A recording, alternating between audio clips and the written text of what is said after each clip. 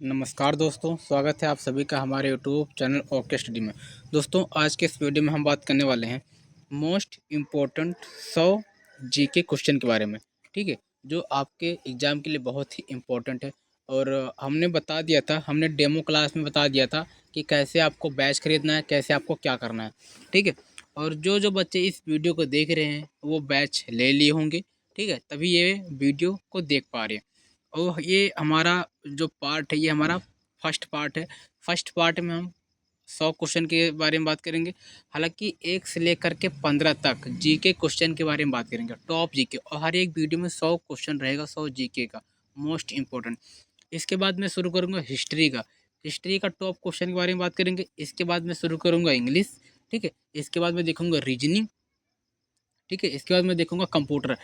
मतलब आप 59 रुपये में आप सारा सिलेबस आप कवर कर लोगे। ठीक है, मात्र कितने रुपए में दोस्तों? मात्र 59 रुपये में, जितना आप बर्गर खा लेते हो।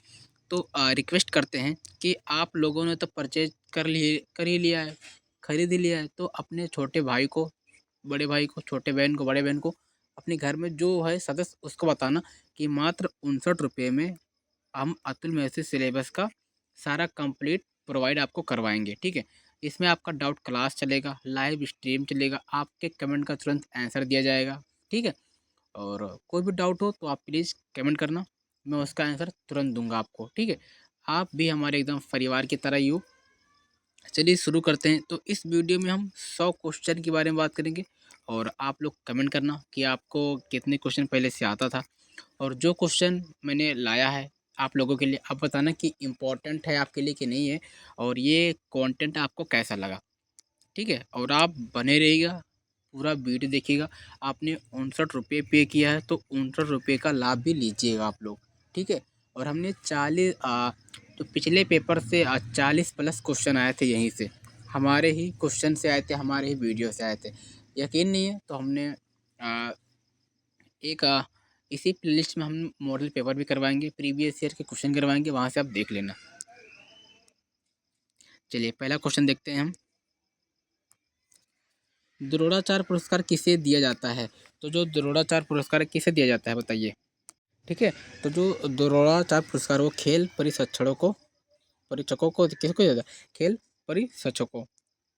फिर अगला क्वेश्चन है, द्रोणाचार्य पुरस्कार किस वर्ष शुरू हुआ? तो जो द्रोणाचार्य पुरस्कार है वो 1986 में शुरू हुआ, और हमने इमेज भी साथ में रख दिया है, इससे आपको जल्दी याद हो जाएगा।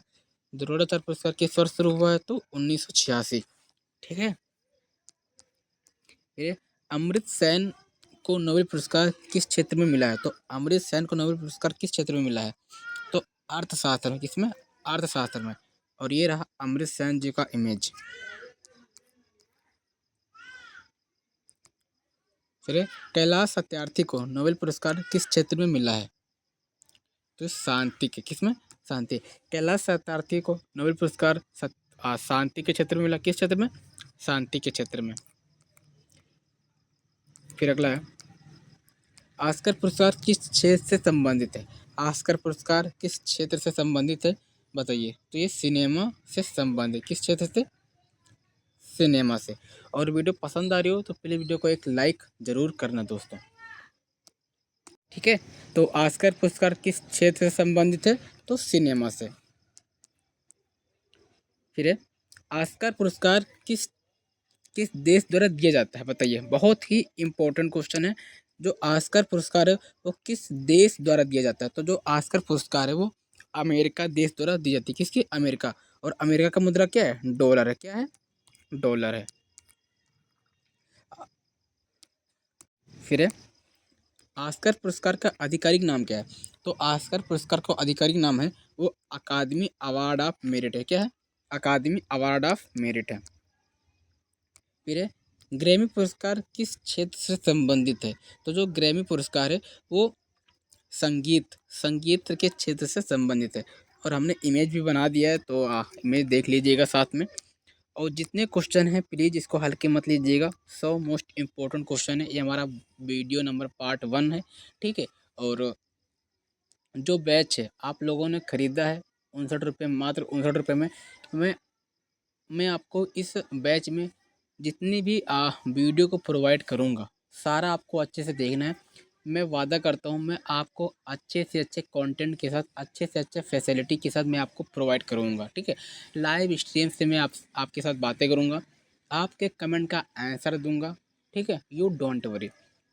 लेकिन प्लीज़ इसको अपने छोटे भाई बहन को प्लीज़ इसको शेयर कर देना। उनको भी बताना कि मात्र 59 रुपये में इतनी इतनी बेहतरीन कंटेंट के साथ वीडियो प्रोवाइड हो रही है, ठीक है। तो प्लीज़ इस वीडियो को शेयर करना, चैनल को बता देना, ठीक है। और वीडियो अगर पसंद आ रही हो तो वीडियो को लाइक शेयर सब्सक्राइब जरूर करना। और जो मैं क्वेश्चन लाता हूँ ये बड़े से बड़े कंपटीशन एग्जाम में पूछे गए हैं और आपके एग्जाम में भी पूछे जा चुके हैं। और आपके एग्जाम में भी कुछ क्वेश्चन ऐसे हैं जो पूछे जा सकते हैं। ये आरआरबी 2007 में आया था, एसएससी 2002 में, फिर 2023 में, ठीक है। हमने यहाँ भी मेंशन कर दिया है तो एक बार यहाँ भी ध्यान दे देना। बहुत इंपॉर्टेंट क्वेश्चन है, प्लीज़ हल्के में मत लेना ये भी क्वेश्चन। फिर ये राष्ट्रीय एकता दिवस किसकी जयंती पर मनाया जाता है? तो जो राष्ट्रीय एकता दिवस है किसकी जयंती पर मनाया जाता है बताइए? सरदार वल्लभ भाई पटेल। क्या? सरदार वल्लभ भाई पटेल। और आप लोग कमेंट करके बताना कि आप किस डिस्ट्रिक्ट से बिलोंग करते हो, ठीक है। किस डिस्ट्रिक्ट से और किस जनपद से बिलोंग करते हो। और आप मुझे भी पता है कि आप 9th और 10th में होंगे, ठीक है। और ये भी बताना कि आपको किस टॉपिक पर ज़्यादा वीडियो चाहिए। और ये आप प्लीज़ कोई भी डाउट हो तो मैं इंस्टाग्राम यूज करता हूँ, हालांकि मैं एक्टिव भी रहता हूँ, ठीक है। और मुझसे अगर बातें करना हो तो एक बार इंस्टाग्राम पर फॉलो कर लेना, वहाँ मुझसे कुछ भी डाउट पूछ सकते हो, ओके। राष्ट्रीय संविधान दिवस कब मनाते हैं? तो राष्ट्रीय संविधान दिवस हम 26 नवंबर को हम राष्ट्रीय संविधान दिवस मनाते हैं। ये रहा हमारा नेशनल कॉन्स्टिट्यूशन डे। हम इमेज हमने सेट कर दिया है 26 नवंबर। 26 जनवरी को क्या मनाते हैं, 15 अगस्त को क्या मनाते हैं, 2 अक्टूबर को क्या मनाते हैं, ये आप लोग को पता होना चाहिए। 2 अक्टूबर को गांधी जयंती, 26 जनवरी को आप लोग बताइए, 15 अगस्त को आप लोग बताइए। 15 अगस्त को तो स्वतंत्र दिवस मनाया जाता है, 26 जनवरी को गणतंत्र दिवस मनाया जाता है। ये सब बेसिक चीज़ें हैं, आप लोग को याद होनी चाहिए, ठीक है। चलिए, राष्ट्रीय संविधान दिवस किस वर्ष से मनाया जाता है? तो 2015 से। कब से? 2015 से। 2015 से, ओके।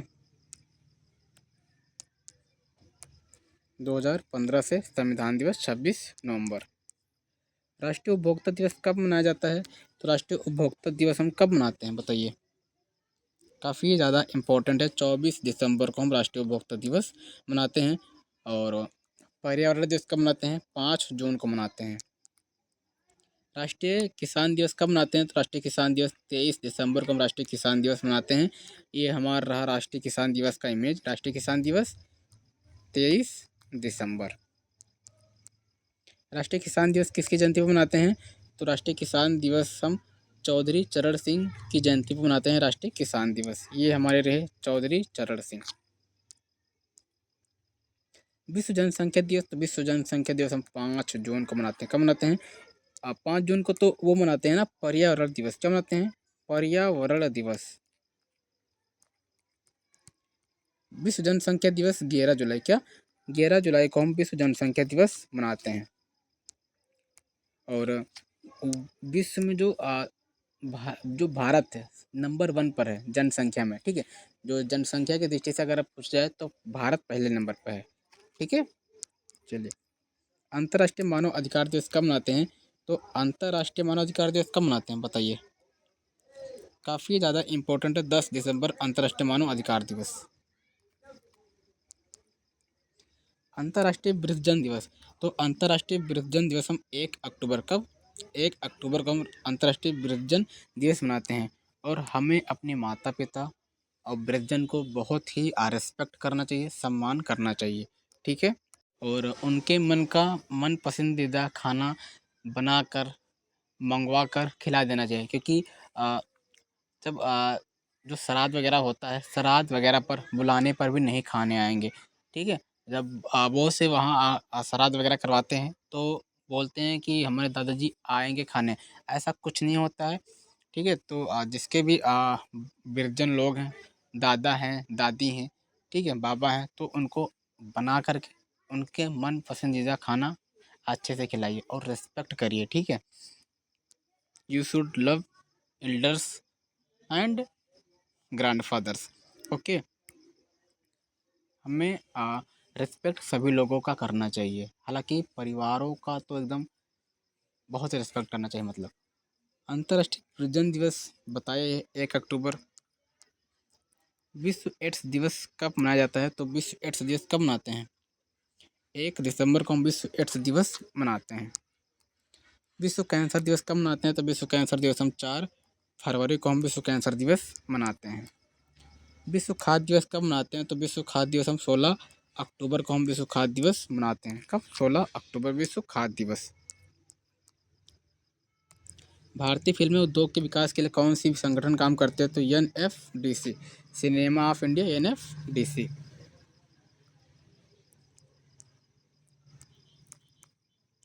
फिर भारतीय भारतीय कला और संस्कृति के विकास के लिए राष्ट्रीय संगठन कौन सा है? बताइए। ICCR मतलब Indian council for culture relation.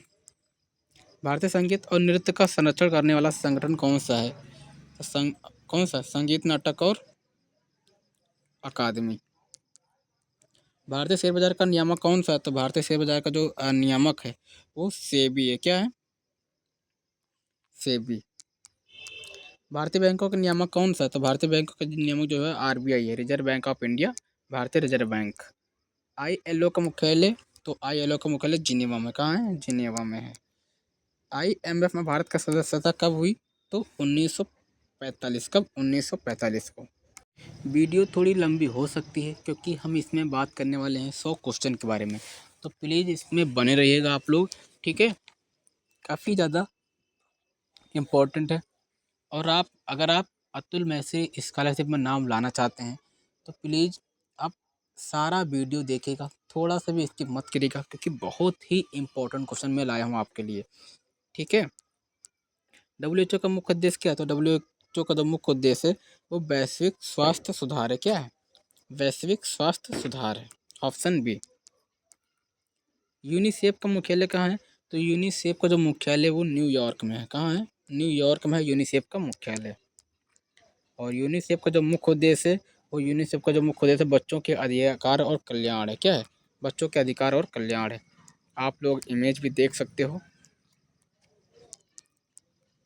FAO का मुख्यालय कहाँ है? तो FAO का मुख्यालय जो है वो रोम में है। कहाँ है? रोम में है। मणिपुर नृत्य की विशेषता क्या है? तो जो मणिपुर नृत्य की जो विशेषता है वो कोमल और नाजुक मुद्रा है। ओडिसी नृत्य में किस देवता की भक्ति अधिक होती है? तो ओडिसी जो नृत्य में किस देवता की अधिक भक्ति होती है? तो कृष्ण भगवान की। भारत का सबसे पुराना शास्त्रीय नृत्य कौन सा है? तो ओडिसी है। क्या है? ओडिसी। फिर है कथकली में मुख पर रंग पंचमी मुखौटा क्यों लगाया जाता है? नाटक की पहचान के लिए। बहुत ही इम्पोर्टेंट क्वेश्चन है। इस वीडियो में हम कितने क्वेश्चन के बारे में बात करने वाले हैं? 100 के क्वेश्चन के बारे में। और 100 के जो है वो रामबाण है आपके अब्दुल मैसरी एग्जाम के लिए।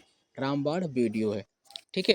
और आप कहीं मत जाना, ठीक है? इस जैसे जौन सा वीडियो है इस वीडियो के नीचे चले आना, टाइटल पे क्लिक करना, खुल जाएगा डिस्क्रिप्शन में हमने इंस्टाग्राम का लिंक दे दिया है और बैच का लिंक दे दिया है। वहाँ पर जब आप क्लिक करोगे, ठीक है, तो आप जो है बैच का प्लेलिस्ट खोलकर सामने आ जाएगा। उस बैच में जो है सारा वीडियो आपको मिल जाएगा, ठीक है, जो जो हमने बना दिया है, ठीक है? तो सारे वीडियो को आप अच्छे से देख लेना, रीजनिंग कर लेना, इंग्लिश कर लेना, ठीक है, साइंस कर लेना, हिस्ट्री कर लेना, GK टॉप के क्वेश्चन कर लेना, ठीक है? आपका नाम 101% आएगा, इससे बाहर नहीं आएगा। और प्रीवियस ईयर के क्वेश्चन भी हमने बना दिया है, कुछ क्वेश्चन रह गए हैं तो उसको बनाने ही वाला हूँ। और PYQ बेस्ड क्वेश्चन है, मॉडल पेपर है। फिर है कथक नृत्य की विशेषता क्या है? तो कथक नृत्य की विशेषता क्या है? तीव्र और लयात्मक चरण है। फिर है भारतनाट्यम नृत्य किसके मंदिरों से जुड़ा है? बताइए। तमिलनाडु के मंदिरों से, किसके? तमिलनाडु के मंदिरों से। और तमिलनाडु का जो प्रमुख नृत्य क्या है? तुम मिले भारत में, तमिलनाडु का भारतनाट्यम। तो तमिलनाडु का जो प्रमुख लोक नृत्य क्या है? भारतनाट्यम है। ये देख से भी सकते हो इमेज। बैसाखी किस राज्य में मुख्य रूप से मनाई जाती है? तो बैसाखी पंजाब में। कहाँ? पंजाब में। फिर चैत्र रंगोत्सव व होली किसके समय मनाई जाती है? तो बताइए। फागुन में। कब? फागुन में होली मनाई जाती है। आपने वो गाना सुना होगा कि बिना उसे रंग लगाए ये फागुन लौट न जाए। मतलब बिना उसे रंग लगाए फागुन लौट न जाए। तो रंग कब लगाया जाता है? फागुन में। तो फागुन में क्या होता है? फरवरी, फागुन के आसपास। तो फरवरी में क्या मनाया जाता है? होली। ये आपने गाना सुना ही होगा कि बिना उससे रंग लगाए ये होली लौट ना जाए, ये फागुन लौट ना जाए। ठीक है। रथ यात्रा किस भगवान के लिए प्रसिद्ध है? बताइए। जो रथ यात्रा किस भगवान के लिए प्रसिद्ध है? तो जगन्नाथ भगवान के लिए। पुष्कर मेला किस राज्य में होता है? तो पुष्कर मेला मेला जो है राजस्थान में लगता है। राजस्थान की राजधानी है जयपुर। और राजस्थान का जो प्रमुख लोक नृत्य है वो है घूमर। क्या है? घूमर। ट्रिक के साथ याद करना चाहते हो तो राजा तुम घूमो। वाराणसी में प्रमुख मेला कौन सा होता है? तो वाराणसी में जो प्रमुख मेला होता है महाशिवरात्रि मेला होता है। कौन सा? महाशिवरात्रि मेला होता है। वाराणसी में प्रमुख मेला कौन सा होता है? महाशिवरात्रि मेला होता है। कुंभ मेला हर कितने वर्ष में होता है? तो 14 वर्ष। कितने वर्ष? 14 वर्ष में होता है कुंभ मेला। भारत में प्रसिद्ध वायलिन किस संगीत में प्रयोग होता है? बताइए। भारत में प्रसिद्ध वायलिन किस संगीत में प्रयोग होता है? तो कर्नाटक। भारत में ठुमरी और दादरा, क्या? ठुमरी और दादरा किस संगीत शैली के अंग हैं? तो हिंदुस्तानी शास्त्रीय। भारत में आलाप किसका हिस्सा है? तो राग प्रस्तुति का। भारत में तान किसके लिए प्रयोग होती है? तो भारत में जो तान है किसके लिए प्रयोग होती है? राग की सजावट के लिए। किसकी? राग की सजावट के लिए। भारत में घूमर संगीत के किस राज्य का लोक संगीत है? तो हमने अभी आपको बताया कि राजा तुम घूमो, राजा से राजस्थान, घूमो से घूमर। तो राजस्थान का क्या हो जाएगा? घूमर हो जाएगा। भारत में भांगड़ा किस राज्य का लोक संगीत है? तो भारत में जो भांगड़ा है वो पंजाब राज्य का लोक संगीत है। आप याद करना चाहते हैं तो पंजे में भांग डालो। क्या डालो? पंजे में भांग डालो। तो पंजे से हो जाएगा पंजाब और भांग से क्या हो जाएगा? भांग से क्या हो जाएगा? भांगड़ा हो जाएगा। पंजे में भांग डालो। जैन धर्म में अहिंसा का महत्व किस प्रकार का है? तो बताइए। सबसे प्रमुख सिद्धांत क्या है? सबसे प्रमुख सिद्धांत है। जैन धर्म में अहिंसा का महत्व किस प्रकार का है? तो सबसे प्रमुख सिद्धांत। सिख धर्म में सिंह। तो सिख धर्म में सिंह का मतलब होता है पुरुष। क्या होता है? पुरुष होता है। और कौर का मतलब होता है महिला। तुम्हारा ऑप्शन बी इसका करेक्ट हो जाएगा। क्या हो जाएगा? सिंह हमारा है पुरुष, कौर हमारा है महिला। ठीक है।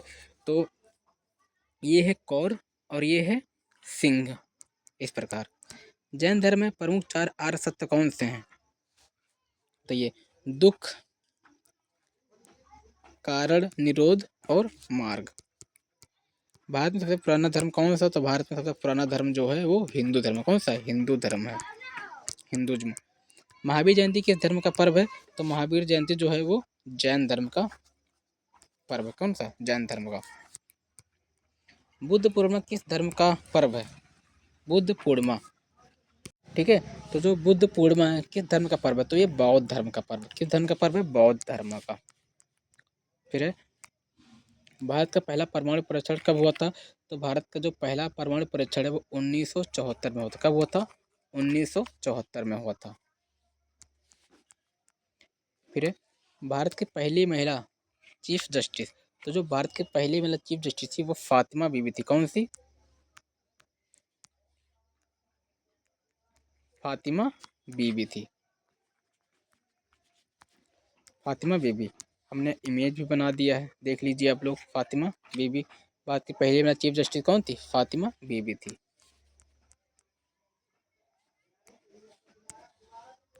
फिर है भारत का पहला सुपर कंप्यूटर कहाँ स्थापित हुआ है? तो भारत का जो पहला सुपर कंप्यूटर है कहाँ स्थापित हुआ है? तो CDAC। ये देख लीजिए आप। भारत की पहली महिला अंतरिक्ष यात्री कौन थी? कल्पना चावला। कौन थी? कल्पना चावला। ऑप्शन ही हमारा करेक्ट हो जाएगा। कल्पना चावला का इमेज भी देख लीजिए आप लोग। भारत की पहली महिला अंतरिक्ष यात्री थी कौन? कल्पना चावला। भारत का पहला मैंगनीज कौन था? तो भारत का जो पहला मैंगनीज था क्या था? बंगाल गजट। कौन था? बंगाल गजट। ये देख लीजिए इमेज आप लोग। ठीक है। और क्वेश्चन हम करने वाले हैं 100। हमारे क्वेश्चन हो गए हैं 60। अभी हम करेंगे 40 क्वेश्चन और। तो वीडियो में बने रहेगा अंत तक। ठीक है। अगर आपने 59 रुपये आपने अगर पे किया है तो इसका भी लाभ आप लोग उठाइए, अच्छे से उठाइए। और हम आपको इतने बेहतरीन कंटेंट के साथ वीडियो प्रोवाइड करूँगा कि आपको भी बोरिंग महसूस नहीं होगा। बस आप लोग हमारे साथ मेहनत करते रहिए। आप लोग को स्कॉलरशिप दिलवाने की हमारी जिम्मेदारी है। बस आप लोग को क्या करना है? मेहनत करना है और मुझे आपको सपोर्ट करना है। ठीक है। आप आपके अंदर जितने भाई बहन हैं उनको बताना, जो मतलब अतुल महेश्वरी के लिए एलिजिबल हैं फॉर्म भरने के लिए, दोस्त यार हैं भरने के लिए, भाई हैं जो आस पड़ोस हैं, उनको बता देना कि 59 रुपये, मात्र 59 रुपये में ये बैच मिल रही है। और इतने बेहतरीन कंटेंट के साथ इतना मैं पूरा सिलेबस करवाऊँगा मात्र 59 रुपये में। एक ही प्लेलिस्ट में आपको सारा वीडियो मिल जाएगा बाकायदा। ठीक है। पार्ट 1, पार्ट 2, पार्ट के साथ पार्ट 1, पार्ट 2, पार्ट 3, 3, 4, 7, 8, 9, 10, 11, 12, 13, 14, 15, 16, 17, 18, 19, 20 इस प्रकार मिल जाएगा आपको। लगभग 50 या 65 वीडियो तक आएगा। ठीक है। तो देर ना करें, प्लीज़ वीडियो को शेयर करना। अगला क्वेश्चन हम देखते हैं। भारत का पहला राष्ट्रीय बैंक कौन सा है? तो जो भारत का पहला राष्ट्रीय बैंक है वो बैंक ऑफ बॉम्बे है। क्या है? Bank of Bombay.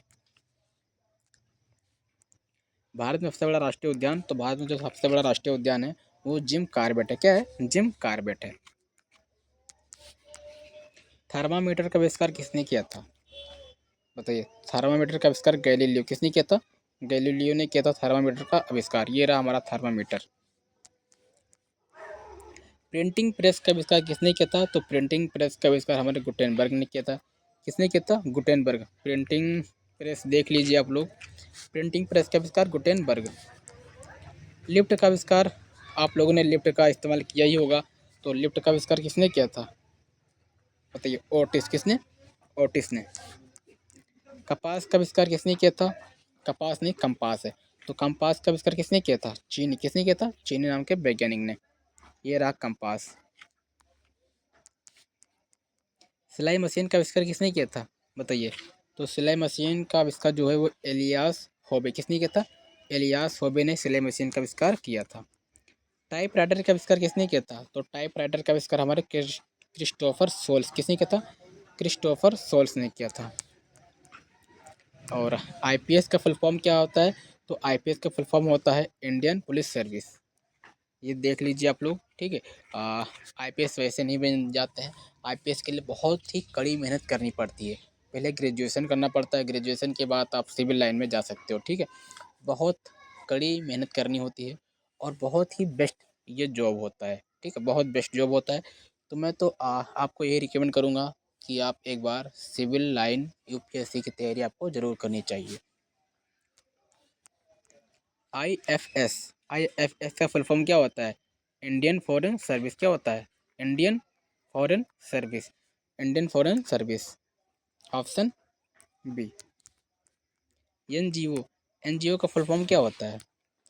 Non governmental organisation. ठीक है। Non governmental organisation. ऑप्शन ये। पिन का फुल फॉर्म क्या होता है? तो पिन का फुल फॉर्म होता है पर्सनल आइडेंटिफिकेशन नंबर। क्या होता है? पर्सनल आइडेंटिफिकेशन नंबर होता है। पीडीएफ का फुल फॉर्म क्या होता है? तो पीडीएफ का फुल फॉर्म होता है पोर्टेबल डॉक्यूमेंट फॉर्मेट होता है। ठीक है। सिम का फुल फॉर्म क्या होता है? सिम का फुल फॉर्म होता है हमारा सब्सक्राइबर आइडेंटी मॉड्यूल। जैन धर्म के अंतिम तीर्थंकर, तो जैन धर्म के अंतिम तीर्थंकर महावीर कौन थे? महावीर। ये कौन थे? 24वें थे जैन धर्म के अंतिम तीर्थंकर। नंद वंश का संस्थापक कौन था? तो नंद वंश का संस्थापक महापद्म नंद। कौन था? महापद्म नंद था। ये दोस्तों आरआरबी 2001, 2006, एसएससी 2011, 22 में पूछा गया है। वही क्वेश्चन लाता हूँ जो हर कंपटीशन एग्जाम में बहुत बार पूछा गया है।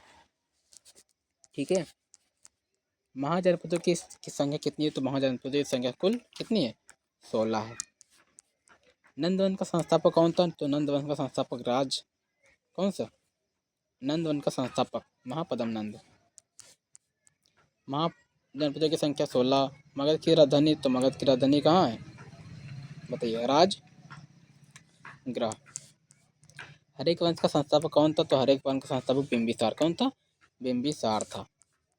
मौर्य वंश का संस्थापक कौन था? तो मौर्य वंश का संस्थापक चंद्रगुप्त था। कौन था? चंद्रगुप्त मौर्य था। लोधी वंश का संस्थापक कौन था? लोधी वंश का संस्थापक हमारा बहलोल लोधी था। कौन था? बहलोल लोधी था। लोधी वंश का संस्थापक बहलोल लोधी। पानीपत का प्रथम युद्ध कब हुआ? तो पानीपत का प्रथम युद्ध 1526 में। कब हुआ? 1526। किसके बीच हुआ? बाबर और इब्राहिम लोधी के बीच। पानीपत का प्रथम युद्ध किसके बीच हुआ? तो बाबर और इब्राहिम लोधी के बीच हुआ पानीपत का प्रथम युद्ध। मुगल वंश का संस्थापक कौन था? मुगल वंश का संस्थापक बाबर था। कौन था? बाबर था। बाबर ने अपनी आत्मकथा का क्या नाम रखा? तो बाबरनामा। क्या रखा है? बाबरनामा रखा है। अकबर के गुरु का नाम? तो अकबर के गुरु का नाम बैरम खां है। क्या है? अकबर के गुरु का नाम बैरम खां है। भारत में सती प्रथा का उन्मूलन कब हुआ? तो 1829। कब हुआ? 1829। सती प्रथा का उन्मूलन किसने किया? राजा राम मोहन राय। किसने? राजा राम मोहन राय। विधवा पुनर्विवाह अधिनियम का पारित हुआ? तो 1856 में पारित हुआ ये विधवा पुनर्विवाह। दास प्रथा का अंत? दास प्रथा का अंत कब हुआ? 1843 में। दास प्रथा का अंत हुआ 1843 में। ठीक है, तो इस वीडियो में हमने मोस्ट इम्पोर्टेंट 100 टॉप जीके के क्वेश्चन के बारे में बात किया है। ठीक है, और प्लीज़ एक बार प्लेलिस्ट चेक करना। हमने ऐसे पार्ट बना दिए हैं कि आप देख लो, फिर एक एक पार्ट आएगा तो आप मिस मत करना वीडियो। ठीक है, आप एक बार हमारे चैनल पर रोज़ विजिट करना, प्लेलिस्ट चेक करना कि हमने कोई नया वीडियो बनाया है कि नहीं बनाया है। हालांकि सुबह 6 बजे एक वीडियो अपलोड होती है। ठीक है, शाम को 7:30-8 के आसपास एक वीडियो अपलोड होती है। तो इस बैच का आप फुल्ली आनंद लें। कोई डाउट हो तो प्लीज़ कमेंट करें। ठीक है, और हर संडे को या सैटरडे को आपसे लाइव स्ट्रीम बातें होंगी। और कुछ डाउट हो, बातें करना चाहते हो तो इंस्टाग्राम में फॉलो करें। मिलते एक नए पार्ट के साथ। और हर एक पार्ट में दोस्तों 100 क्वेश्चन रहेगा। हर एक पार्ट में, हर एक वीडियो के पार्ट में 100 क्वेश्चन रहेगा। मिलते एक नए वीडियो के साथ, तब तक के लिए अपना ध्यान रखना, अच्छे से पढ़ाई करना। मिलते एक नए वीडियो के साथ and thank you very much.